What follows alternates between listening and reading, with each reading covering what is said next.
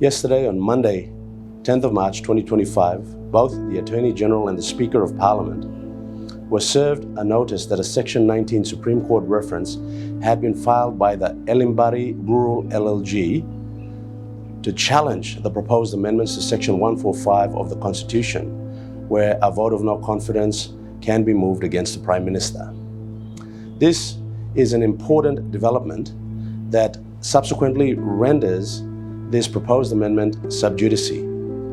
This proposed amendment is now before the Supreme Court for judicial determination. I expect that both the Speaker of Parliament and the Attorney General will uphold the tenets of the Constitution and be responsible. We expect the Speaker to respect the judicial process.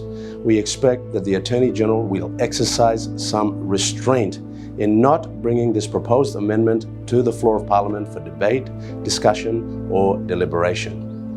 Notwithstanding the sub-judice warning, we understand that Parliament has total immunity. It can move the proposed amendment to Section 145 of the Constitution and still change the proposed amendment to make it law before the Speaker certifies this. Once that happens, Section 145 will have changed. But then, the challenge by the Elimbari Rural LLG is that this proposed amendment prohibits and restricts the rights of members of Parliament, especially when it comes to the most important provision, a vote of no confidence in the Prime Minister. It is important that both the Attorney General and the Speaker be reminded that all members of Parliament were voted by the people through a process that is enshrined in the Constitution. The mandate is sacred. The proposed amendments to Section 145 of the Constitution are simply sacrilege.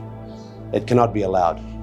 I commend Elimbari Rural LLG for filing the Section 19 Supreme Court reference to challenge this proposed amendment and this proposed change to the Constitution that is all about a Prime Minister trying to cling on to power.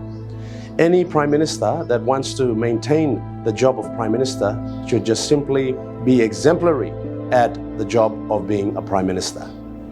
This is how we continue to hold the executive government and the Prime Minister to account, because no executive government and no Prime Minister can subjugate, undermine, or subvert the mandate given to members of Parliament by their people.